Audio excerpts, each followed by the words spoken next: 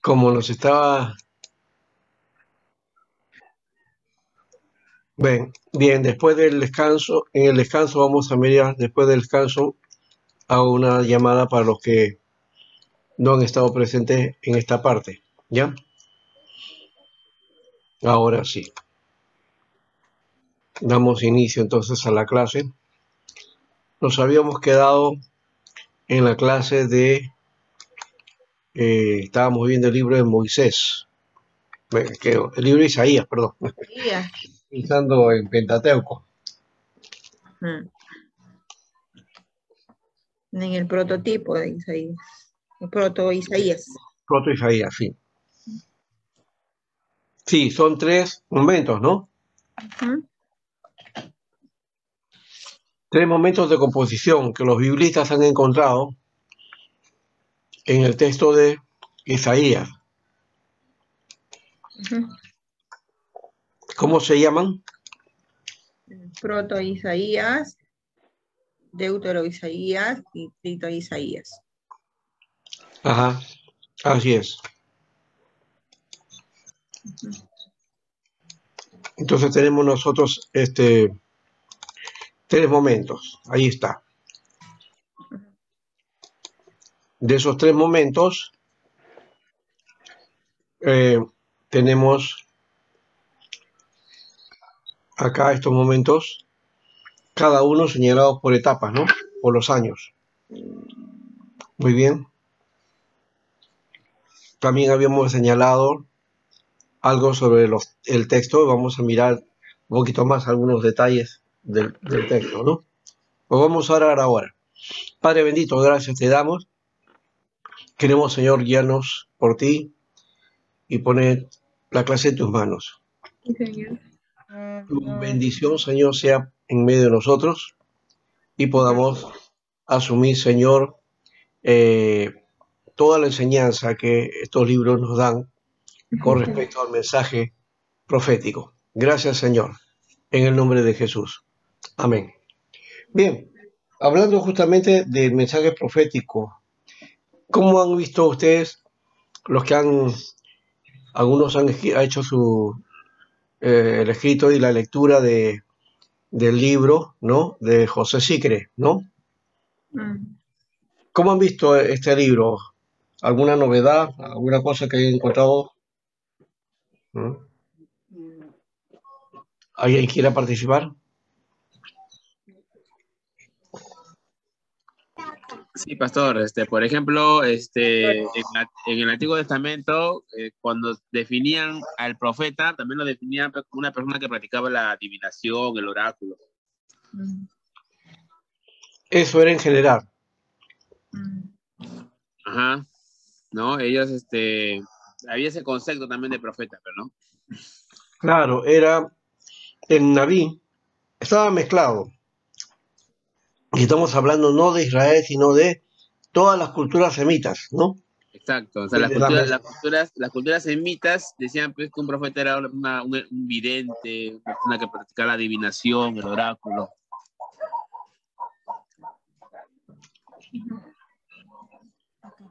Claro, el vidente servía a sus dioses, pero también servía como un oráculo que también tiene dos conceptos, porque la Biblia también le llama,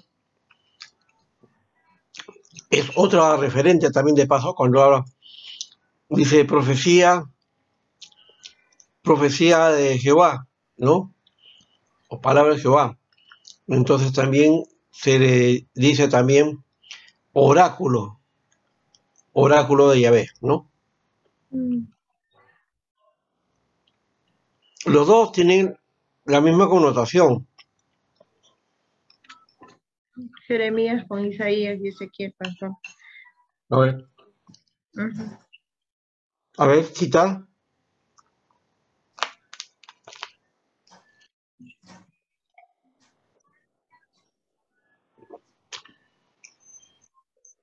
Entonces, un vidente, un naví, también era en alguna manera un profeta. En los pueblos paganos, le llamaban profeta también igual, ¿no? Con ese nombre. Pero poco a poco va cambiando el concepto de profeta en Israel, ¿no? Y eso creo que es importante también de notarlo. ¿Qué más han encontrado? El papel del profeta en la sociedad, ¿no?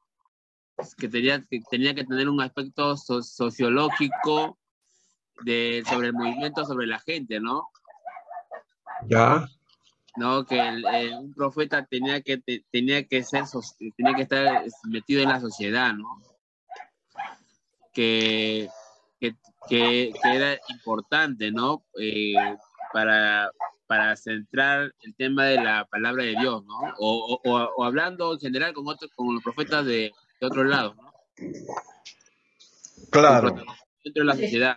Eran profetas que conocían su realidad. Claro, tenían que ser personas que conocían la realidad, en este caso la realidad de la nación, del pueblo, tenían que saber el profeta tenía que vincularse pues con lo social, con lo político, con lo religioso. Así es. Tenía una visión integral, si se dan cuenta. Es una visión integral de la vida, ¿ya? Todo en relación a Dios, ¿no? Porque no solamente para Israel estaba el culto, el templo, los sacrificios, el cumplimiento religioso.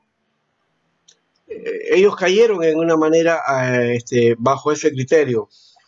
Pero el mensaje era ¿qué cosa? Tenía que ver con toda la realidad del pueblo, de la nación.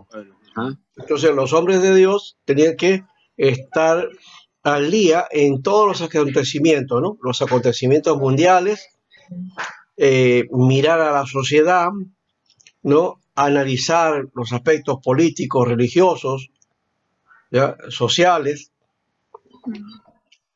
y denunciaban los males y la injusticia, ¿no? Que se producía en el pueblo cuando se alejaban del pacto de Dios. Así y justamente como usted enseñó la semana pasada sobre Isaías, ¿no? Que él hablaba sobre en su momento, ¿no? La crisis que tenía el pueblo, ¿no? claro. ¿No? Pero ya el profeta Mateo ya ¿cómo se le puede decir? Le da otra interpretación, un carácter diferente a partir de la presencia de Jesús, ¿no? Pero en realidad ellos hablaban sobre la realidad en ese momento, sobre su presente. Sí, de su presente, exacto. Entonces, esas profecías tenían mucho que ver con lo que estaba sucediendo en ese tiempo, en ese momento, ¿no? Y eran señales para eso. ¿No? Necesitaba tomarse en cuenta desde esa perspectiva. Eso también nos apunta a otra cosa.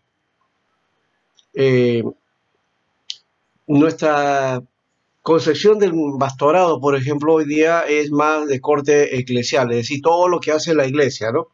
Todas las cosas que el pastor hace tienen que ser con actividades propiamente de la iglesia y de su labor con los feligreses, ¿no? Lo que tiene que ver con los sacramentos, tienen que ver con el culto, la adoración, la consejería, el tratamiento, la liturgia, todo eso. Pero muy poco vemos a un pastor hablando de la realidad, ¿no? De la situación que estamos viviendo, ¿no? También debería estar esa realidad en el entorno de los mensajes. Por lo menos hablar de justicia, hablar de derecho, hablar de la rectitud, de la ética, de cómo el cristiano debe desenvolverse en la sociedad. Todo eso es parte también importante, si se dan cuenta, ¿no? Cómo establecer entonces una tarea también de corte social, ¿no? Y que tiene que ver con la ciudadanía, ¿no? Bueno, eso Pablo también lo explica cuando habla, dice que debemos ser dignos, ¿no? Ciudadanos del Evangelio, ¿no? Ahí en el texto en castellano no traduce esa parte, simplemente dice que seamos dignos comportándonos, ¿no? Dignos del Evangelio, dice algo así, ¿ya? Pero no dice ciudadanos, como sí dice el texto original, ¿no? Y eso si estuviera en la... Creo que ya las nuevas versiones están trayendo esa traducción. Y eso amplía un poquito entonces el enfoque que como cristianos hemos tenido durante mucho tiempo, ¿no? Bien, entonces somos responsables a nuestro propio entorno, a nuestra propia sociedad también, ¿no? Si no hacemos algo y no contribuimos en ese aspecto con nuestra voz y con el mensaje, entonces hay es como si fuera que le faltara una pata a una mesa, ¿no? No está sólido eso. Necesitamos añadir este mensaje profético que estos ministerios lo habían desarrollado mucho en Israel, ¿no? Bien, ya tenemos entonces acá una introducción general al libro, que está desde el capítulo 1 hasta el capítulo 66, y habíamos hecho algunos temas generales que presenta el libro, y luego hemos ido a ver el proto-Isaías, ¿no? Y vamos a mirar proto-Isaías, deutero-Isaías y trito-Isaías, ¿ya? Creo que así es, a ver, discúlpenme, voy a ver si está así en el material del sílabus, a ver si, si lo tenemos de esa manera, lo vamos a tratar de plantear y entonces hacer nuestro trabajo de esa manera. Un momentito, creo que está por acá. En el sílabus tenemos entonces nosotros ahí el material de trabajo de lo que estamos realizando en este tiempo, ¿no? Interesante, ya estamos casi a la mitad de año y estamos terminando este semestre casi, en julio ya. Y vamos a ver acá, sí, acá está. Isaías, el tercer, sí, hoy día terminamos entonces aquí, porque la próxima semana vamos a hablar de Jeremías, sí, del libro de Jeremías. Hoy estamos hablando del libro de Isaías, ya. Entonces vamos a ir hasta la teología de Isaías, todo lo que viene a ser la invasión a Siria y la etapa, la deportación, ya lo hemos visto esta parte hasta ahí, y luego ahora viene el periodo babilónico, sí, está bien. Esto es lo que vamos a hacer ahora. Bien. Ya hemos hecho la teoría de la composición del libro, mensaje de Isaías, su contexto, y entonces ahora vamos a trabajar esta parte. Sí. Entonces, el proto-Isaías es la primera parte, pues son los 39 primeros capítulos que encontramos nosotros en la Biblia, ¿no? Los primeros 39 capítulos, ¿no? Daniel está entrando.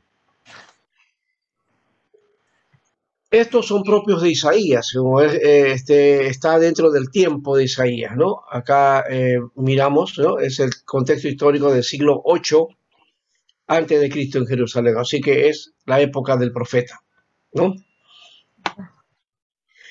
Lo primero que encontramos en este documento es la reprensión y la promesa al pueblo de Dios, ¿no?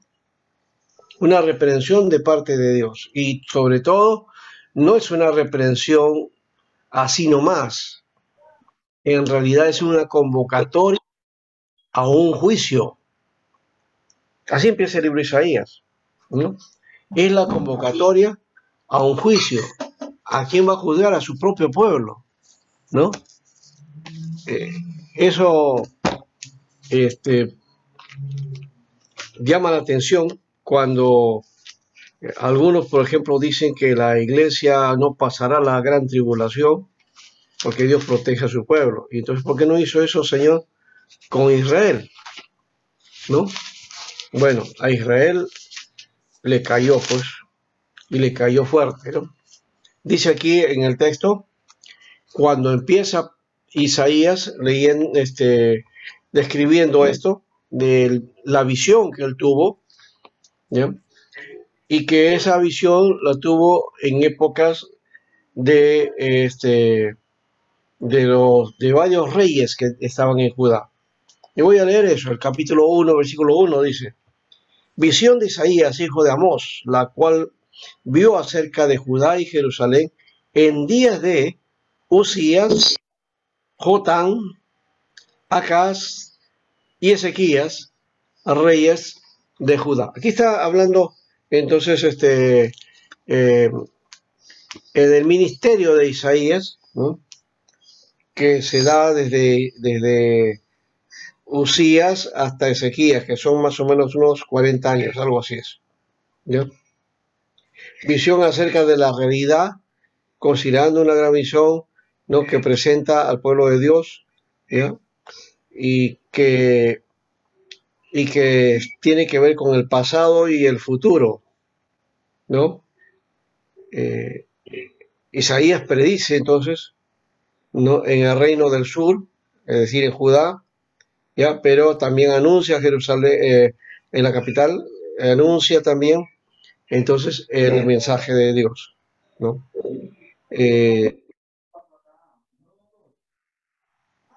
Estos reyes que menciona aquí el texto, 4 reyes que gobiernan del 781 al 687. Entonces, si vamos más o menos sumando, ¿ya? Vamos a encontrar, a ver, 81 años y bajando son 13 más o menos, 81 y 13 son 94 años más o menos de este tiempo. De esos 94 años, más o menos un poquito más ha estado Isaías ahí en este ministerio, ¿no? Es un buen tiempo en todo caso. Pero bueno, luego de ese anuncio de Isaías que tuvo una visión, ¿no? O por lo menos el libro empieza de esa manera: visión de Isaías, hijo de Amós, ¿no? Es un título que incluye el nombre del profeta, la época y las circunstancias de su actividad y los destinatarios de su mensaje, ¿no? Ahí está claro esa parte del libro, ¿no? Esos son los elementos que aparecen en esa parte: el nombre del profeta, la época, ¿no? En los días de los reyes que va indicando, y las circunstancias de su actividad, ¿no? Cuando él dice que recibió acerca de Judá y Jerusalén, esto, ¿no? Y los destinatarios que justamente van a ser ellos, ¿no? ¿No? Muy bien. Ahora, después de eso, en el versículo 2 empieza diciendo la convocatoria: oí cielos y escucha tu tierra, porque habla Jehová. Mira, ¿está convocando a quién? Al cielo y a la tierra. O sea, esta es una convocatoria de parte de Dios, cuando anuncia Dios algo importante, ¿no? Entonces, hace que esta convocatoria convoca pues a toda la creación, ¿no? Toda la creación está involucrada, ¿no? En esta tarea, ¿no? Y entonces pone como testigo al cielo y la tierra, ¿ya? Y se escuchen ustedes, ¿ya? Porque habla Jehová, ¿no? Entonces es un anuncio solemne, ¿no? Un anuncio serio y solemne. Aquí el Señor no está con medias tintas, está anunciando algo especial. Y en esa convocatoria, ¿no? Es la idea de hacer, de reunirlos en una sala ¿no? Es el juez que ha convocado, ¿no? Y convoca para anunciar esto. Miren lo que dice aquí. Dice, crié hijos y los engrandecí, y ellos se rebelaron contra mí. Hace una metáfora, ¿no? Que viene a ser el padre y él ha criado los hijos, pero estos hijos le salieron rebeldes, ¿no? Son hijos rebeldes, ¿no? La idea de criar, porque dice crié hijos, aquí se presenta a Dios como un padre amoroso, ¿no? Que cuida de su pueblo, ¿ya? Pero esa es la actitud que él ha tenido, pero que el pueblo no ha valorado, y por lo tanto hoy día ahora los reúne para una sentencia, para darles a conocer todos los males en los que han incurrido, ¿no? Y pone otra metáfora aquí, el buey dice, no conoce a su dueño y el asno del pesebre a su señor. Y recién aquí dice, Israel no entiende, mi pueblo no tiene conocimiento. ¿A quién lo asemeja? ¿A quién los compara? A un animal, ¿no? De trabajo, al buey, ¿no? Y también a un animal de carga, ¿no? El asno. Entonces, está comparando a este pueblo de Israel con las bestias, ¿no? Pero dicen que estos tienen mucha más inteligencia y mucho más discernimiento y mejor capacidad que lo que tiene Israel, ¿no? El buey conoce a su dueño y el asno el pesebre de su señor. Israel no entiende, ¿no? No tiene conocimiento. ¿Ah? Esto es un dicho popular, posiblemente, ¿no? ¿Ya? Y es una ironía de parte de Dios sobre esa actitud de Israel, ¿no? Luego, ¿qué más dice? Oh, gente pecadora, ¿no? Ya iba describiendo la condición en que están, ¿no? Muy bien. Ahora, dice entonces, pueblo cargado de maldad, generación de malignos, hijos depravados, dejaron Jehová, provocaron a ira al santo Israel, se volvieron atrás. Pareciera que estuviera describiendo a un pueblo pues muy malo, ¿no? ¿Y a quién lo está describiendo? A Israel, a su pueblo, a lo que el Señor les llama hijos, a quienes ha criado. ¿Mm? Pero ellos no han sido pues adecuados, ¿no? Y el Señor les indica su condición. Está irado. Está irado, sí, está irado, por supuesto, ¿ya? Y está irado como padre, ¿no? Una actitud de padre que va a castigar a sus hijos rebeldes, ¿no? Dice, ¿por qué querréis ser castigados aún? Dice. O sea, todavía quieren ser más, o sea, ya había un castigo, pero ¿quieren más? Dice. ¿Todavía os rebelaréis? O sea que están en rebelión, pero ellos quieren terquear y seguir rebelándose, ¿no? Y luego muestra la condición. Toda cabeza está enferma y todo corazón doliente. ¿Qué cosa sucede con Israel? Están enfermos. Están enfermos, ¿no? Y no está hablando de enfermedad física, no es una enfermedad de salud, es una enfermedad espiritual, ¿no? ¿No? Bueno. Toda cabeza está enferma y todo corazón doliente. Y luego esa condición la va describiendo. Desde la planta del pie hasta la cabeza no hay en él cosa sana, sino herida, hinchazón y podrida llaga. No están curadas, ni vendadas, ni suavizadas con aceite. Está comparándolos a qué? al leproso, ¿no? Una enfermedad que en esa época era terrible, ¿no? Que socialmente era marcado, excluido, ¿no? Toda persona que tuviera ese tipo de enfermedad, ¿ya? Y el Señor lo está describiendo, miren, ustedes están en esa condición, están pudriéndose, ¿no? ¿No? Todo, no hay cosa sana en su cuerpo, desde hay herida, hinchazón, llaga, no están vendadas ni suavizadas con aceite, o sea, no los han curado, están con la enfermedad ahí a piel. Luego dice ya un valor social, una situación social, una crisis social. Vuestra tierra está destruida, vuestras ciudades puestas a fuego, vuestra tierra delante de vosotros comida de extranjeros y asolada como asolamiento de extraños. ¿Mm? Es que había entrado la invasión, ¿no? Y había desolado Israel, ¿ya? Y pues todo estaba destruido. Eso es literal, estaba destruido. Eso no es un simbolismo, no figurado.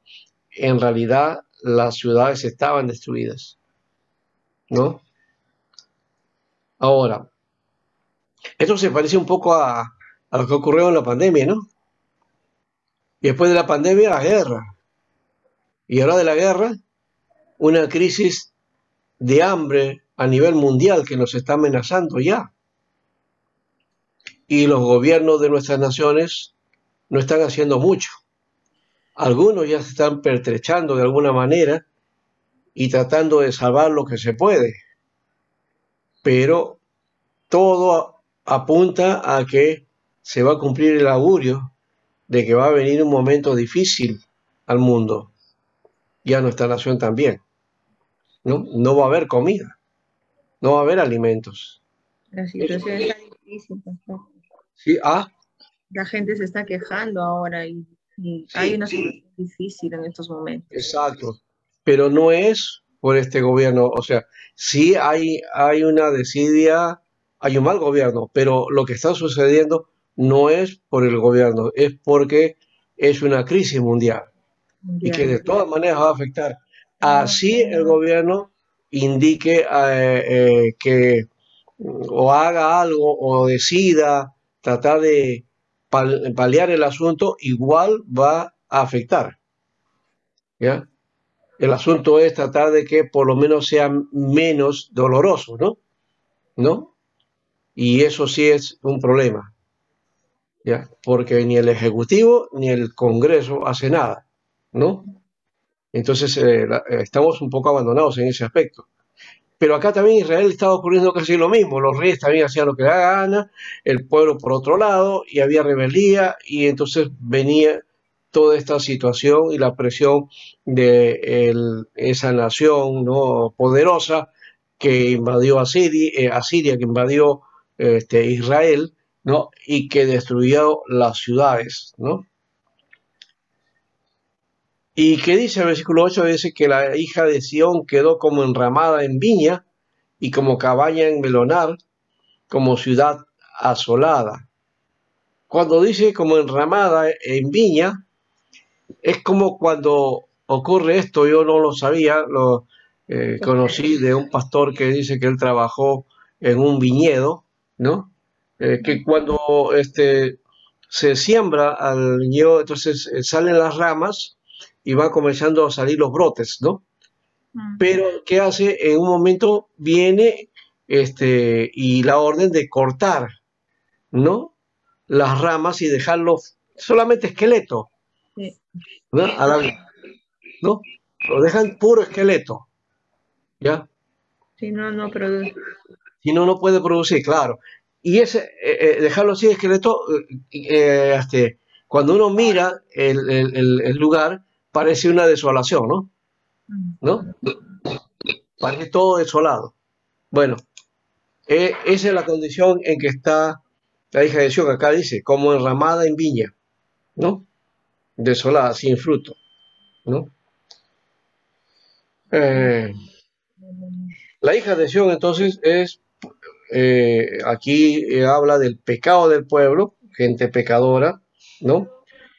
Los extranjeros invadieron Israel arrasaron la tierra y solo quedó Jerusalén aislada y cercada de sus enemigos, ¿no? Y hay inclusive hasta se ha hallado algunas inscripciones de esa época, ¿no? Cuando invadieron los asirios el lugar, ¿no?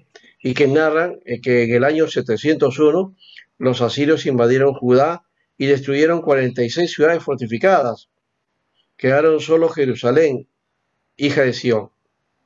Es una manera de hablar acerca de los habitantes de Jerusalén, ¿no? Y parece que estuviera hablando pues de todas las ciudades con sus casas y muladar y murallas y las cabañas que tenían, ¿no? Dice, como cabaña en Belonar.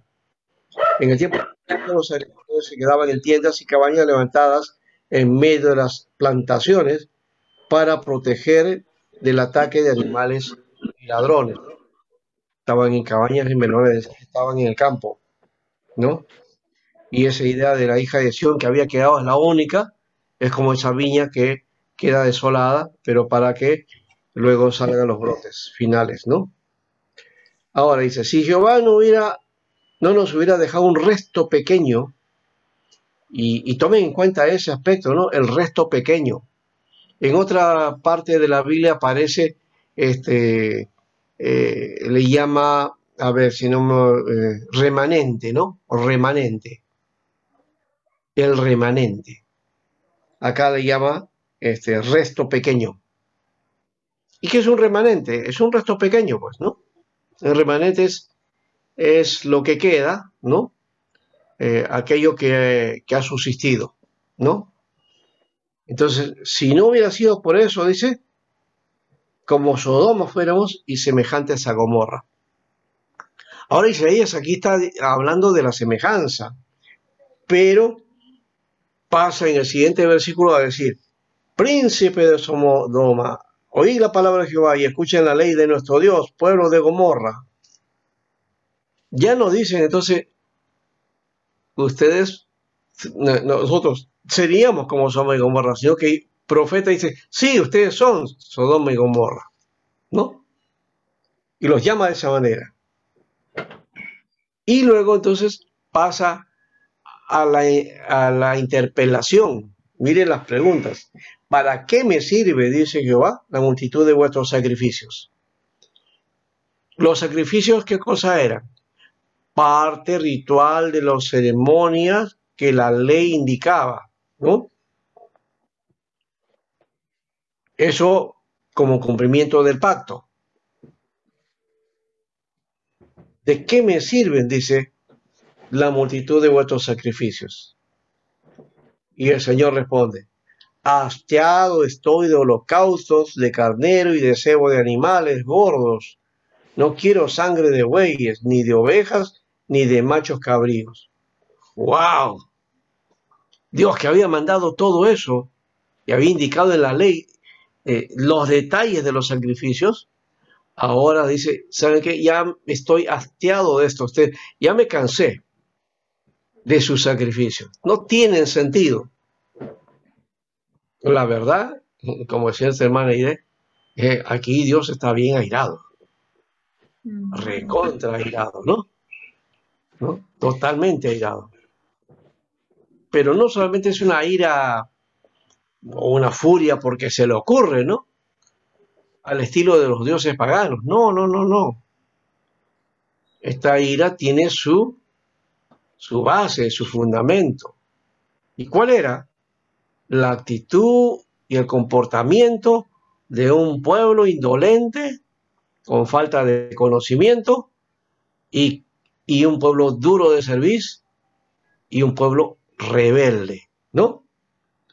Bueno, sigamos entonces aquí. Dice, un pueblo elegido por Dios que retrocedió. Un pueblo elegido de Dios, pero fíjense cómo estaban. Eso, comparándonos con la iglesia, uno podía pensar, Dios, si no pasó una a Israel, ¿ustedes creen que el Señor pasará a la iglesia hoy, cuando muchas veces el comportamiento nuestro no es acorde con con lo que Dios quiere que hagamos? No hay santidad. Claro, ahí también hay una actitud de parte de Dios para corregir a su pueblo, ¿no? Algunos simplemente nos basamos en la gracia. Bueno, es que estamos en la época de la gracia y Dios nos va a entender, no, un momentito, acá no se trata de eso, porque Dios está aplicando su justicia y también su gracia, porque dice crió a los hijos amorosamente, ¿no? Su misericordia estuvo con ellos, pero ellos no valoraron ese aspecto, ¿ah? Y me parece que también comparando esto a lo que sucede en la iglesia, también muchas veces la iglesia no valora, no tiene el valor de lo que es la gracia de Dios, el amor de Dios. Y nos comportamos como rebeldes, como los rebeldes, no sé, sin causa, ¿no? Pero en realidad no tienen causa porque tienen un Dios amoroso, tenemos un Dios amoroso, pero nos comportamos como si no fuera así Dios, sino que fuera de otra manera, ¿no? Ahora, la pregunta segunda en el versículo 12, ¿quién demanda esto de vuestras manos? Cuando venís a presentaros delante de mí para hollar mis atrios. ¿Qué hacía el pueblo de Israel? Dice que iban a Jerusalén, ¿ya? Y en vez de presentarse, como ya mencionó ayer, ¿no? Guardar la santidad, el cuidado de cómo presentarse ante Dios, dice que ellos estaban, ¿qué cosa? Hollando los atrios de Dios. O es decir, estaban profanando el templo. Es una situación terrible, ¿eh? Muy, muy terrible, la actitud de Israel.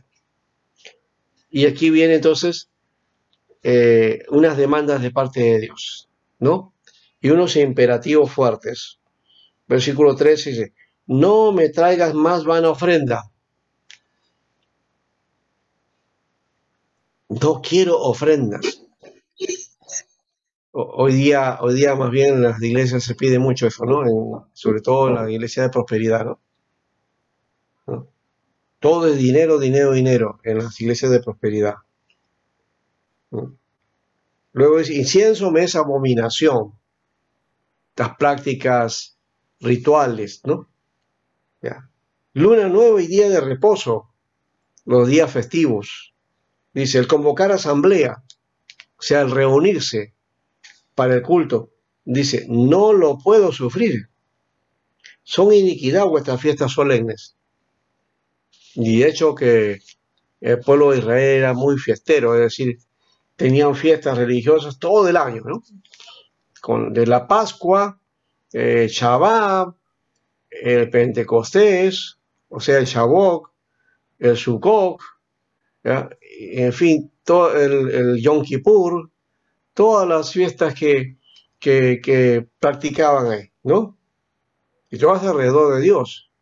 Pero el Señor dice que no, que esas fiestas son iniquidades.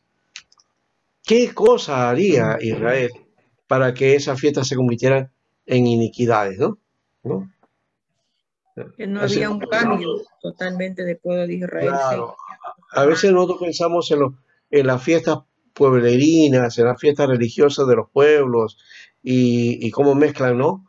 Y a veces miramos y decimos, ¿no? Cómo estos salen en procesión con el santo, el patrón ahí, ¿no? Van a la iglesia, escuchan la misa, después viene la fiesta, el jolgorio y terminan, no ese día, sino muchos días ahí y todos, ¿no? Ebrios, ¿no? Porque el licor hay por cantidad, ¿no? Y uno dice, bueno, eso ha sido una fiesta religiosa. Pero, bueno, no sé si Israel haría algo parecido, pero lo cierto es que Dios dice que ya no podía soportar esas cosas, ¿no? Le eran gravosas, ¿no? Cuando extendáis vuestras manos, yo esconderé de vosotros mis manos, y asimismo cuando multipliquéis la oración, yo no oiré. Bien están de sangre vuestras manos. Está hablando de la injusticia del pueblo, ¿no? no practicaban justicia, no practicaban derecho, había explotación, ¿no? Del pueblo y de la gente, ¿no? Y también, por supuesto, está hablando de los sacerdotes, de los ministros que profanaban el templo. ¿Se acuerdan de Abiud, no? Los hijos de Eli, creo que eran, ¿se acuerdan?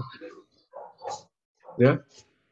Que ofrecieron al Señor un incienso extraño y que el Señor los mató instantáneamente, ¿no? Porque no habían hecho conforme al propósito de Dios, ¿no? Porque su corazón estaba mal. Bueno, algo parecido a esto era este aspecto, ¿no?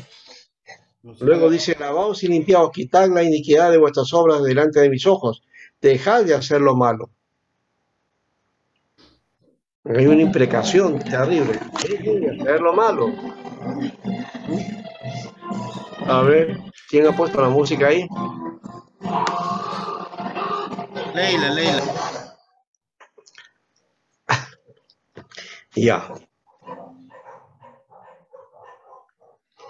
Aprended a hacer el bien, buscad el juicio, restituir al agraviado, hacer justicia al huérfano y amparad a la viuda. Creo que aquí hay un aspecto importante en cuanto a la actitud que el pueblo tenía que tener frente a su prójimo, ¿no? A hacer el bien, dice, aprendan, busquen juicio, el juicio correcto, rectitud o restituir al agraviado, si es que han hecho alguna ofensa, y hacer justicia al huérfano y amparen a la viuda. Está hablando del valor social, ¿no? Mire, va desde el aspecto religioso, pero también del aspecto social. ¿Quieren ver si hay una actitud de ofrenda a Dios, de una adoración a Dios correcta? Entonces fíjense en hacer lo justo, lo correcto, ¿ah? Frente a su prójimo. Y luego que han hecho eso, dice, venid luego, dice el Señor, ¿ah? Y entremos a cuenta. O sea, les da una oportunidad, ¿no? Este no es un juicio,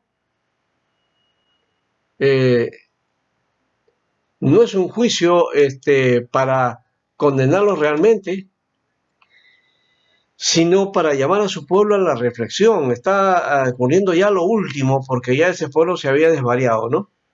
¿Ya? Finalmente va a terminar mal, muy mal, pero no va a haber pretexto de decir que Dios no los advirtió, ¿no? Dios estuvo hablando constantemente. Ahora dice entonces, entremos a cuenta, si vuestros pecados fueren como la grana, como la nieve serán emblanquecidos. Si fueren rojos como el carmesí, vendrán a ser como blanca lana. Si quisieres y oyeres, comeréis el bien de la tierra.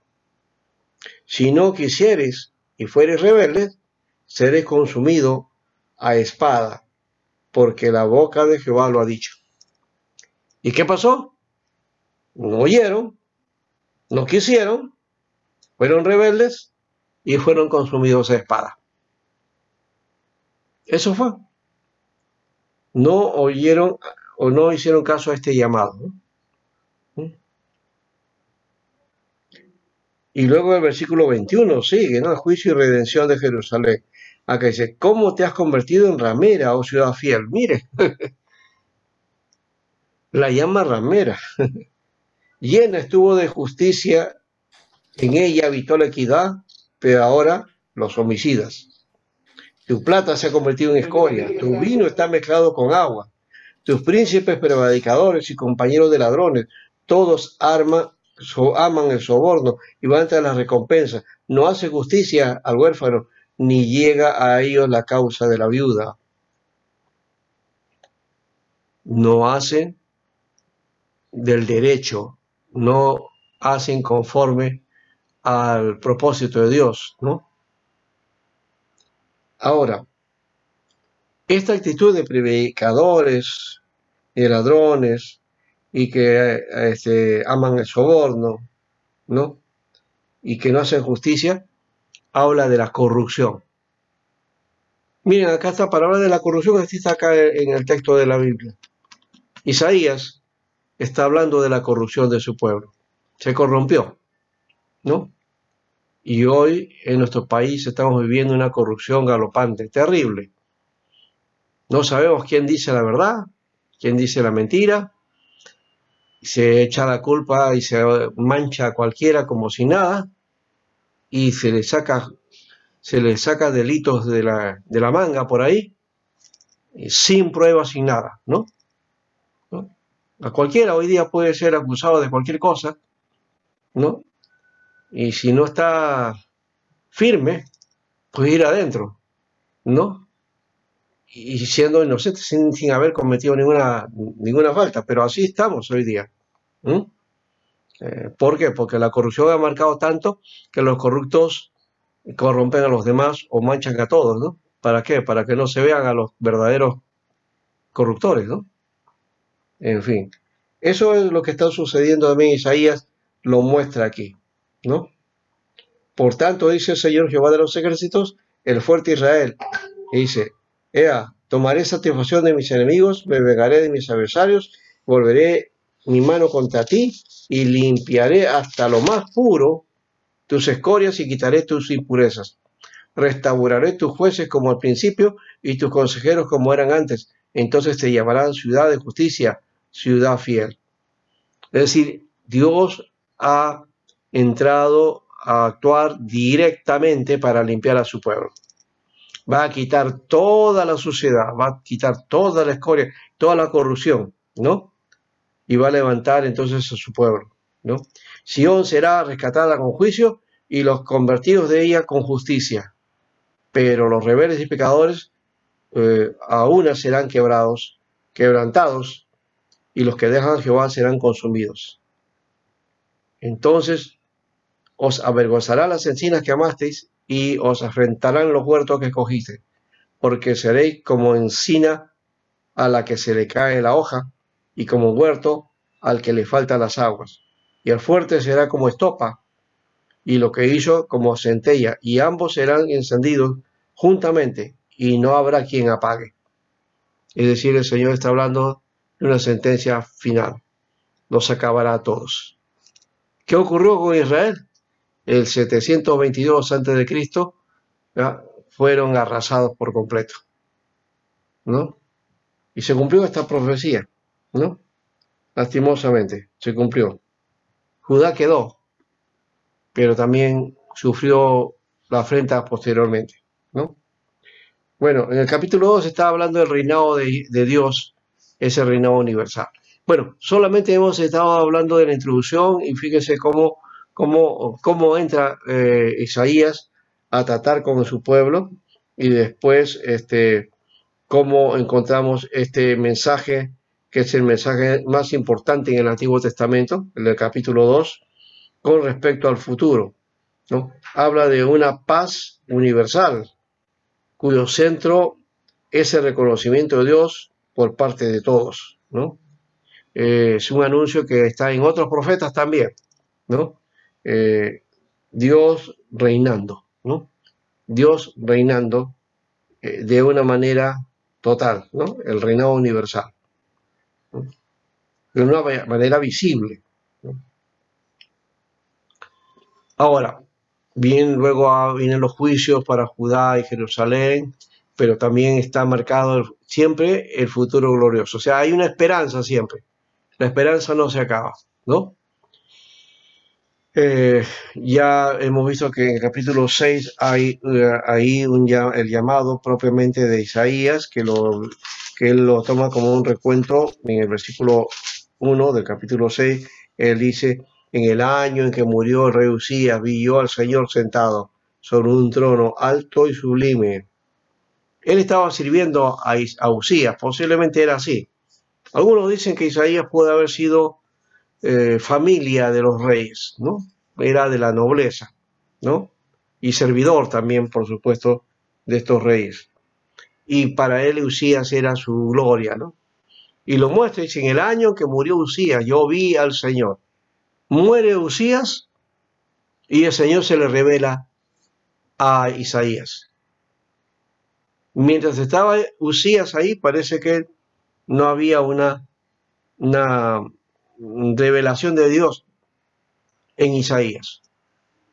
Ya hemos dicho que este capítulo 6 en realidad está hablando del llamamiento, el llamado que Dios le hizo a Isaías. Por eso algunos comentaristas dicen que este capítulo 6 debería estar al comienzo, porque está hablando del llamado de Isaías.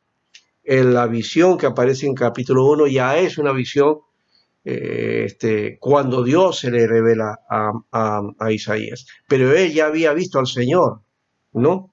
Y lo dice en el año en que murió el rey Usías. Ahí yo vi al Señor, ¿no? Fue la visión de lo alto, ¿no? Esa visión que le hemos puesto aquí, la adoración que tiene valor. En realidad deberíamos haberle puesto otra palabra, deberíamos ponerle ahí la gran visión y el llamado de Isaías, ¿no? El llamado a Isaías. Bueno, luego viene el juicio redentor y está la marca que ya hemos mencionado ahí con respecto al hijo de Isaías, ¿no? Y creo que ya hemos tocado esa parte también. ¿Ya? Y en el capítulo 10 se ve a Siria, curiosamente que era el pueblo que invadió a Israel. Israel lo toma como instrumento de Dios. Un pueblo pagano, ¿no? Como instrumento de Dios. La pregunta sería en este caso, ¿ah? ¿Cómo puede un pueblo pagano ser instrumento de Dios? ¿Puede serlo? ¿Qué dicen ustedes? ¿Puede ser un pueblo pagano instrumento de Dios? Sí, ¿no? Hay varias muestras en el Antiguo Testamento. En la Biblia se muestra, sí. Hay muchos momentos, sí, así es. Entonces, hoy también podría ser así, ¿no? Claro, también. ¿No creen que también entonces la pandemia puede haber sido un instrumento de Dios también? Sí, pastor. Pero los hombres, la humanidad no ha entendido, ¿ah? No hemos entendido nada de nada con esto de la pandemia, ¿no? Es cierto que algunos dicen, no, hoy día la gente está más sensible para buscar a Dios. No. Esa es una actitud positiva y muy buena. Pero ¿saben qué? Hay más indiferencia ahora. Hay gente que ya no cree. Se ha vuelto insensible, inclusive a algunos hasta se han enriquecido en medio del dolor de la gente, ¿no? Han aprovechado eso y han sacado réditos económicos en medio de la pandemia, ¿no? Los médicos, pastor. No solamente los médicos, sino las clínicas, Farmacias. y lo que hacían las farmacias y los famosos balones de oxígeno, ¿no? Oh, sí. ¿Cuánto llegó a elevarse un balón de oxígeno? 5.000, pastor. Se quintuplicó, no sé, ¿cómo podríamos decir? Un balón de gas, un balón de oxígeno que no cuesta más de 1.000 soles. ¿Ya? 400. Llegó a 400 está ahora, pastor, cargado. Por eso, ese es el precio normal. ¿Pero cuánto estaba antes? ¿Ah? 5.000 cuando me dio a mí el COVID. 5.000 es lo mínimo. Y eso es lo mínimo. El monto estaba a 10.000, 20.000, 30.000, ¿no? Es terrible. Ha sido terrible. La verdad, cómo se aprovechó en ese tiempo. En fin, pero Dios ha tomado eso como instrumento. Yo lo veo como un instrumento de Dios, en la etapa en que Dios nos ha dado, pues, así a todo el mundo, ¿no? Y nada de que esto es un plan mundial y que no sé cuánto. No, esto creo que Dios los ha permitido finalmente. Si Dios no hubiera querido esto, no hubiera ocurrido. Y ahora encima de eso viene la guerra. Peor todavía, ¿no? O sea, como dicen por ahí un refrán, ¿no? Bueno, ya me olvidé cómo era el refrán, pero que habla de que viene un momento difícil y otra vez ahora te rematan, ¿no? Con eso. Es como cuando Hawk, ¿no? ¿Se acuerdan? Hawk destruyó, se le murió el ganado, la cosecha la perdió, las casas se destruyó, y encima cada noticia que venía era una más grande que la otra, y al final hasta sus hijos mueren. Perdió todo, ¿no? Una tras otra, una tras otra. Estamos ahorita como en esa época, ¿no? Una tras otra. ¿Qué será de la guerra ahora? Bueno, ahí estamos. Pero la promesa de salvación está, ¿no? Hay una promesa de parte de Dios y está en el capítulo 11 hasta el 12. Y la profecía contra las naciones. O sea, no solamente Isaías, de paso, Isaías no solamente profetiza contra Israel o contra Judá. Miren, profetiza, y vamos a mirar aquí, desde el capítulo 13, profecía contra Babilonia. Babilonia es una de las naciones. ¿Qué más? ¿Ya? Una profecía contra Asiria, el instrumento de Dios, dice, será destruida, ¿no? Asiria también. Luego, ¿qué más? Filistea. Los filisteos también vienen, un castigo para los filisteos. La profecía contra Moab, contra los moabitas, ¿no? Y la profecía contra Damasco, ¿no? ¿Cuántas profecías ya pasan? Como 5, ¿no? ¿No? Babilonia 1, Asiria 2, Filistea 3, Moab 4, Damasco 5. Luego, juicio contra Israel. Juicio contra Israel.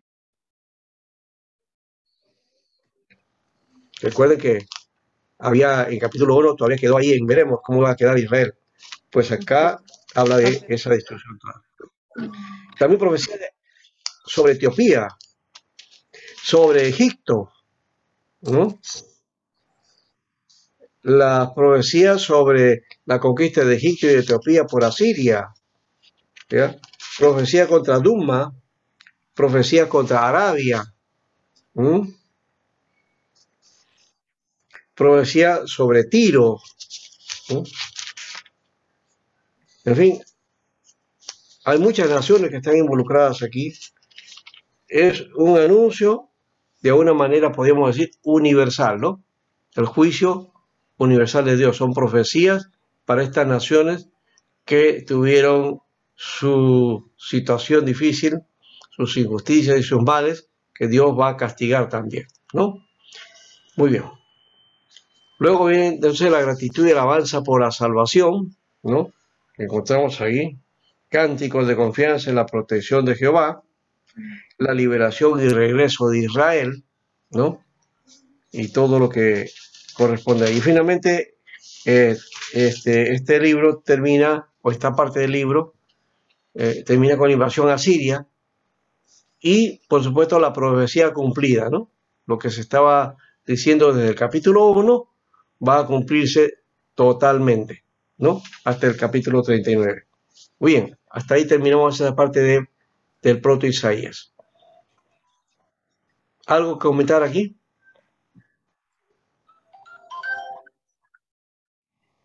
Ninguno, ¿no? Ya. Vamos al Deutero Isaías, entonces. ¿Ya? ¿O hay alguna pregunta aquí antes de pasar a la otra parte? ¿Ah? El Deutero Isaías, decíamos que es del año, está más o menos la situación de los desterrados en Babilonia. Ese es el contexto, ¿no? En el de Isaías, en los primeros capítulos, o lo llamado proto Isaías, era el contexto histórico del siglo VIII, ¿no? Con el dominio de Asiria, especialmente, sobre las naciones, ¿no? Y el centro es Jerusalén. En el caso del Deuteronomio, el Deutero Isaías, la situación tiene que ver con los desterrados en Babilonia. Están en el 587 a.C., el siglo VI. Fíjense la diferencia, ¿no? Los 39 capítulos primeros hablan del siglo, el contexto del siglo VIII. Los siguientes capítulos, 40 a 55, hablan del contexto del siglo VI, ¿no? Y el título de Isaías también va a ser parte del siglo VI, ¿no? También. Pero habla del retorno de los cautivos, que, o sea, es a otro momento. Por eso es que se toma como la tercera parte de Isaías. Algunos hasta dicen que solamente hay dos partes, ¿no? Otros dicen que son tres. Pero en fin, ahí están las teorías y los sustentos respectivos para tomar en cuenta a este libro. ¿No hay preguntas? Seguimos entonces.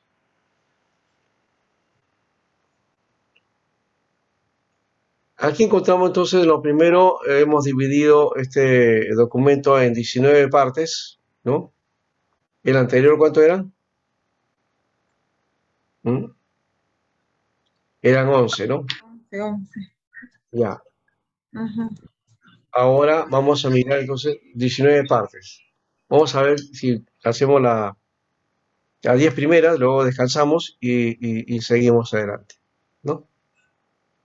No, creo que está bien. No, son 10 en realidad. A ver, ¿qué cosa? Me estoy equivocando yo. No. El proto Isaías está acá, ya. El deutero Isaías sí, tiene 19 partes, sí.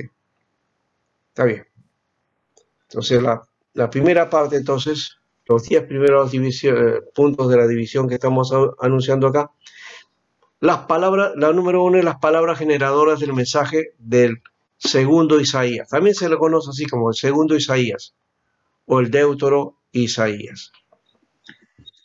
Fíjense que el anterior es del siglo VIII, este es del siglo VI. ¿Cuántos siglos de diferencia hay?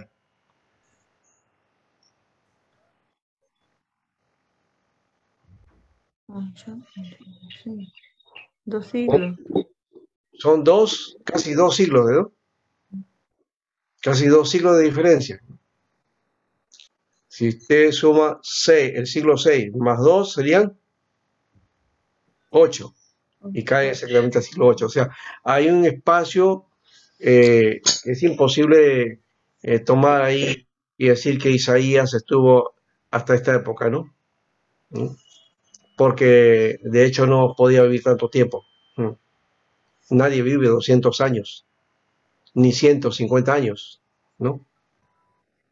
A lo máximo podrán vivir 110, 120 años, pero nada más, ¿no? Bien, en todo caso aquí está entonces Isaías, que comienza con el capítulo 40, ¿no? Las palabras generadoras del mensaje del segundo Isaías, ¿no? A ver, ¿qué cosa es lo que nos genera este mensaje? Es el consolación, ¿no? Dice, consolaos, consolaos, pueblo mío, dice vuestro Dios. Esta parte del deutero Isaías inicia con una actitud diferente que la primera parte, ¿no? La primera parte anuncia juicio y una terrible devastación, ¿no? Y una desaparición del pueblo, que es Israel. Y también un poco también le cae a Judá, a Jerusalén, de hecho que le cae también. Pero aquí, en cambio, el Señor empieza con una palabra de consuelo, con una palabra de exhortación a su pueblo, a Judá. Consolaos, consolaos, pueblo mío, dice vuestro Dios. Hablad al corazón de Jerusalén, decidle a voces que su tiempo es ya cumplido, que su pecado es perdonado y que doble ha recibido de la mano de Jehová por todos sus pecados. Está hablando en términos de ese pueblo que está deportado, que está en Babilonia. Pero le dice consolaos acá, consolaos a ustedes, consolaos. Y consuélense ustedes también los que están en Jerusalén, los que no llegaron a ser llevados a cautivos, que también quedaron por ahí abandonados, ¿no? Como como siempre, ¿no? Algunos por ahí que no les importaban porque se llevaron, en realidad los babilonios se llevaron lo más importante del pueblo. Lo demás lo dejaron ahí tirado, ¿no? Y ellos no hicieron nada por prosperar al pueblo y se vino abajo, ¿no? Jerusalén quedó desolada, desierta, triste, y algunas gentes ahí vivían así, pero se convirtió en una vía terrible, ¿no? Pero dice consolados, hablaba al corazón de Jerusalén, decir la voz en cuello, que su tiempo es cumplido, su pecado es perdonado, que doble ha recibido de la mano de Jehová por todos sus pecados. Ya bastó, pues ya le he dado he tenido esa paciencia. Y luego dice, vos que clamas en el desierto, preparad camino al Jehová, enderezad calzada en la soledad a nuestro Dios. Todo valle sea alzado y bájese todo monte y collado, lo torcido se enderece y lo áspero se allane. Y se manifestará la gloria de Jehová y toda carne juntamente la verá, porque la boca de Jehová ha hablado. Está anunciando la vuelta, ¿no? Del pueblo y que va a ser restaurado, que se va a ser renovado. Claro, esta profecía después también es utilizada por los evangelistas, ¿no? Y habla de esa voz y le da personalidad o personificación a esa voz, ¿no? Cuando dice voz que clama en el desierto, preparar el camino. Eso lo dice Marcos, ¿no? Que habla de que Isaías hablaba acerca de quién, de Juan el Bautista, ¿no? Y utiliza este texto para hablar de que él es la voz que habla en el desierto, ¿no? O los que claman en el desierto. Pero en realidad acá está diciendo que los mensajeros, ¿no? Que están hablando a Jerusalén, que está desierta en realidad, ¿no? Está desierta. Vos que claman en el desierto. Preparen el camino, ¿no? Preparen el camino. Entonces, ¿para qué? Para la vuelta de la gloria de Jerusalén, de nuevo, ¿no? Marco 1:3. Sí, Marco 1:3 es el que aplica para Juan el Bautista, ¿no? Bien, luego de esto, entonces, vemos ahí que Yahvé, como Señor de la historia, ¿no?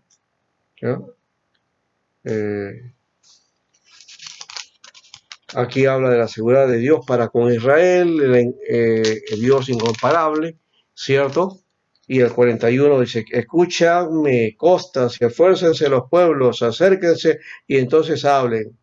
Estemos juntamente a juicio. ¿Quién despertó del oriente al justo? Lo llamó para que le siguiese. Entregó delante de él naciones y la hizo enseñorear de reyes.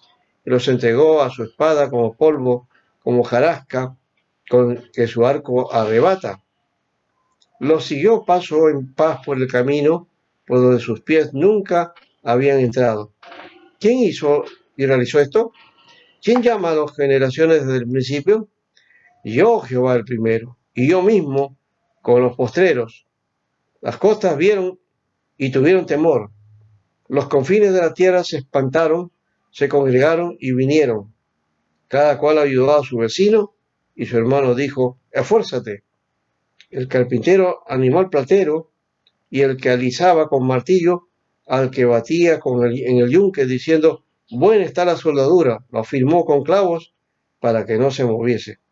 Pero tú, Israel, siervo mío eres tú, Jacob, a quien yo escogí, descendencia de Abraham, mi amigo, porque te comé de los confines de la tierra, y de las tierras lejanas te llamé y te dije, mi siervo eres tú, te escogí y no te deseché. No temas porque yo estoy contigo, no desmayes porque yo soy tu Dios que te esfuerza, siempre te ayudaré, siempre te sustentaré con la diestra de mi justicia. He aquí que todos los que se enojan contra ti serán avergonzados y confundidos serán como nada, y perecerán los que contiendan contigo. Acá habla entonces de esa protección a Judá, ¿no? Al pueblo de Dios, ¿no? Es una seguridad que Dios da a Israel. Y miren, en medio de todo, al final ya terminó todo eso, ya el Señor enjuició, ya castigó el castigo, la maldad, el pecado, pero ahora está haciendo uso de su justicia y su gracia, de su amor para con su pueblo, recordándole las promesas que había hecho, ¿no? Dios nunca olvida, ¿no?, su palabra, Él las cumple, ¿no? No es como el hombre, ¿no? Nosotros olvidamos nuestras promesas, nuestros compromisos, ¿no? Nos complicamos la vida.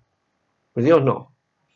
Dios, a pesar de su pueblo, pues el Señor también les da, y como ha habido ese remanente pequeño, de eso va a levantar a su pueblo nuevamente, ¿no? Y esta es la promesa que está haciendo aquí, ¿no? De ahí viene entonces el siervo de Jehová, el siervo de Jehová, ¿no? Y hace una alianza con el pueblo, ¿no? He aquí mi siervo, yo le sostendré, mi escogido, en quien mi alma tiene contentamiento, he puesto sobre él mi espíritu, y él traerá justicia a las naciones, no gritará ni alzará su voz, ni hará oír en las calles. No quebrará la caña la cascada, ni apagará el pábilo que humea, por medio de la verdad traerá justicia. No se cansará ni desmayará, hasta que establezca la tierra justicia, y las costas esperarán en su ley. Tremendo mensaje, ¿no? Y este es lo que se llama el cántico del siervo. El cántico, es el primer cántico de paz. Hay como 3 cánticos en Isaías, ¿no?, por si acaso. Este es el primer cántico, ¿no? El cántico del siervo, ¿no? Ese primer cántico es del 42, del 1 al 4. Luego hay otro, el segundo cántico está del 49 al 50, ¿ya? Y luego el tercer cántico es del 52, ¿ya?, al 53. Entonces son 3 cánticos, ¿no? 3 cánticos de los siervos. Anoten esa parte, ¿ya? Entonces ese cántico de Yahvé, ¿ya? El primer cántico del siervo, 42, capítulo 1 al 4. El segundo cántico del siervo, 49, 1 al 6, y el 54 al 11. Y luego, no, son cuatro cánticos, ¿eh? No son 3, son 4. Ya. Segundo, ¿puede repetir nuevo, por favor? Ya. El primer cántico del siervo es 42, 1 al 4. El segundo cántico es del 49, 1 al 6. El tercer cántico del 50, del versículo 4 al 11. Y el cuarto cántico, 52, 13 al 53, 12.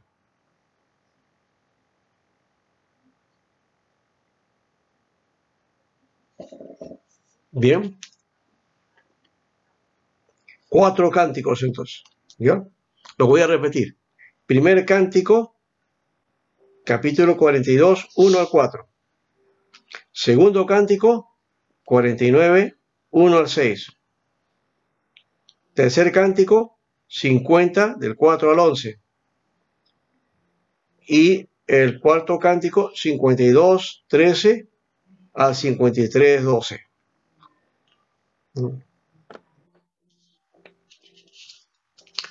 Ahora, ¿quién será este siervo? ¿Ah? ¿Quién será este siervo? De acuerdo al Nuevo Testamento, nosotros diríamos, es Jesús, ¿no? Es el Cristo, el Mesías.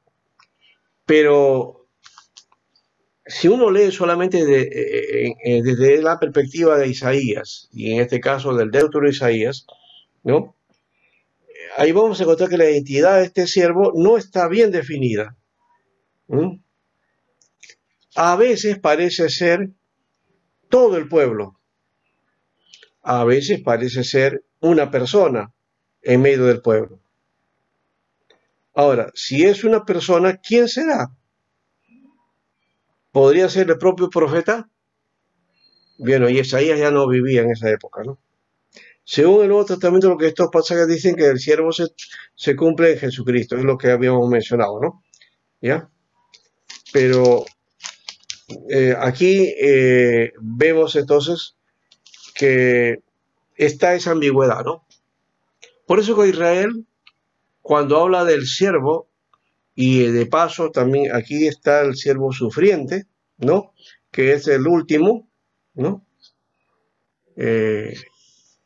Cuando habla del sufrimiento de este siervo, a muchos piensan que es Israel, y hoy día los israelitas están convencidos que ellos son el siervo sufriente, ¿no? Que no es ningún Mesías, porque para ellos el Mesías que tienen en la visión y que está en los textos es un Mesías triunfador, un Mesías triunfador. Para ellos el problema está en que él fue a la cruz y murió, ¿ya? Por eso no lo reconocen a Jesús como el Mesías. Ellos dicen, no, ¿cómo puede ser que un Mesías haya sido derrotado y muerto? ¿No? No, es imposible. Para ellos ven, a partir de los mensajes proféticos, un Mesías, ¿no? O un siervo triunfador, ¿no? Liberador. Y está en todos los profetas, está de esa manera, ¿no? Pero hay algunos que hablan pues de ese siervo que muere, que sufre también. Entonces eso está presente. Pero como no se sabe que ese siervo no ha quedado bien definido, por lo menos desde la perspectiva de Isaías, no está bien definido, podríamos hablar inclusive de varios siervos o de varias características del siervo. Algunos mencionan que hay hasta 8 Mesías en Isaías. 8 y diferentes, ¿no? Porque entre uno y otro hay ciertas características, ¿ya? Pero más allá de este tipo de interpretaciones y análisis, desde la perspectiva del Nuevo Testamento hay uno solo, ¿no? Un solo siervo, ¿no?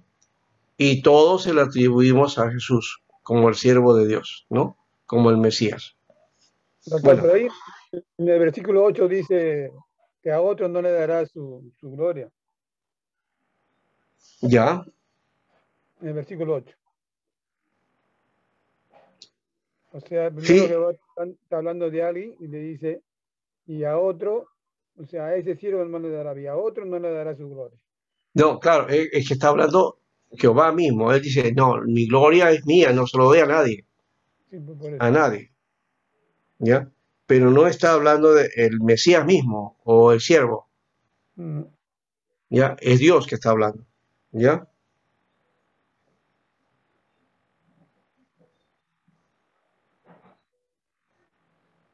Y la afirmación que Dios mismo está estableciendo esto.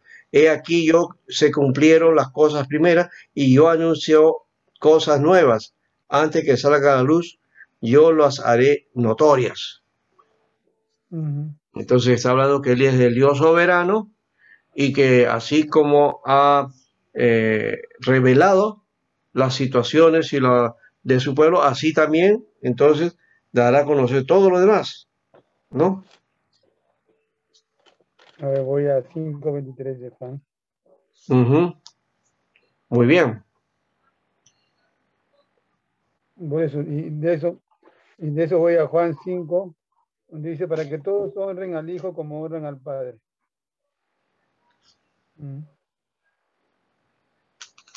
Ya, pero es otra cosa ahí, ¿no? Cosas nuevas. Sí, eso es otra cosa, sí. Cosas nuevas del Antiguo.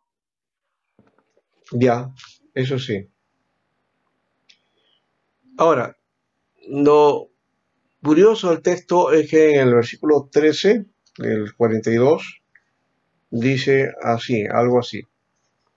Porque yo, Jehová, soy tu Dios, quien te sostiene de tu mano derecha y te dice, no temas, yo te ayudo. No temas, gusano de Jacob. Oh, vosotros los pocos de Israel, yo soy tu socorro, dice Jehová. El Santo Israel es tu redentor. He aquí que yo te he puesto por trillo nuevo, lleno de dientes. Trillarás montes y los molerás, y collados reducirás a tamo. Los aventarás y los llevarás al viento y los esparcirá el torbellino. Pero tú te regocijarás en Jehová, te gloriarás en el Santo de Israel. Los afligidos y menesterosos buscan las aguas y no las hay, y secan esta sed su lengua. Yo Jehová los oiré, yo el Dios de Israel no los desampararé. En las alturas abriré ríos y fuentes en medio de los valles. Abriré en el desierto estanques de agua y manantiales de aguas de la tierra seca. Daré en el desierto cedros, acacias, arrayanes y olivos. Pondré en la soledad cipreses, pinos y bojes juntamente, para que vean y conozcan y adviertan y entiendan todos que la mano de Jehová hace esto y que el Santo de Israel lo creó. ¿No? Muy bien. Luego habla entonces del siervo sordo y ciego, ¿no? Al 42:13 dice aquí, a ver. Jehová saldrá como gigante y como hombre de guerra despertará celo. Gritará, voceará, se esforzará sobre sus enemigos, ¿no? Y desde el siglo he callado, he guardado silencio y me he detenido. Daré voces como las que están de parto, asolaré y devoraré juntamente.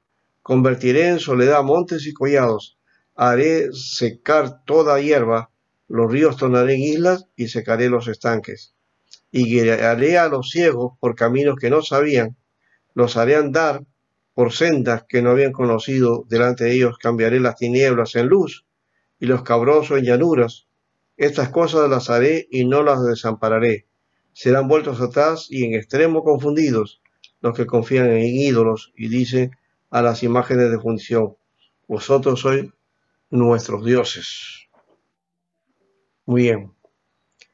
Entonces, esos siervos sordos y ciegos, el Señor ahora los pone como testigos de Yahvé, testigos de la obra que Dios está haciendo, ¿no?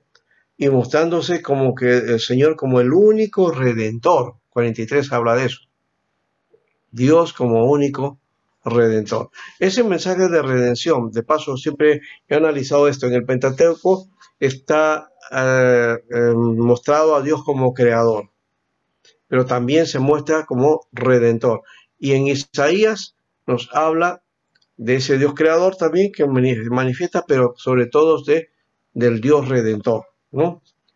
Y Él es el único redentor, es el que redime a su pueblo, ¿no? El que le perdona a su pueblo, ¿no?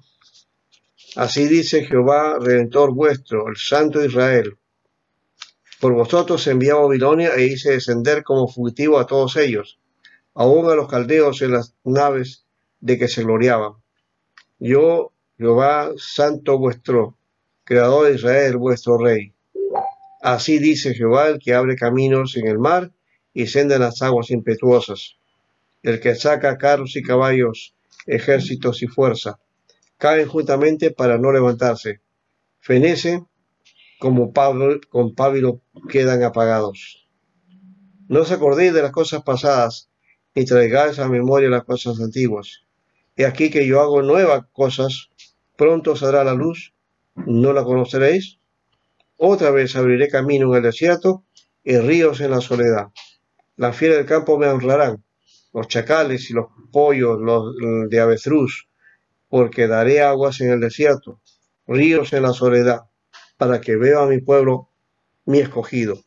Este pueblo he creado para mí y mis alabanzas publicará. Precioso mensaje, ¿no?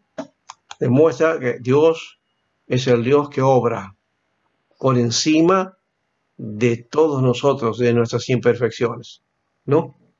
Y hace entonces una liberación. Ya aquí aparece una especie de nuevo éxodo, ¿no? Es la promesa del volver de la cautividad, pues, ¿no? El pueblo que estaba cautivo va a volver, ¿no? Va a volver. Bueno, creo que hasta aquí estamos en esta parte. Vamos a continuar en la siguiente. Vamos al descanso, ¿ya? Y no sé, si esperamos que haya después algunas preguntas o inquietudes o intervenciones de parte de ustedes. Entonces, bien, vamos a descansar entonces, ¿ya? Después del descanso volvemos para los comentarios, ¿ya? Y empezamos con eso. Gracias.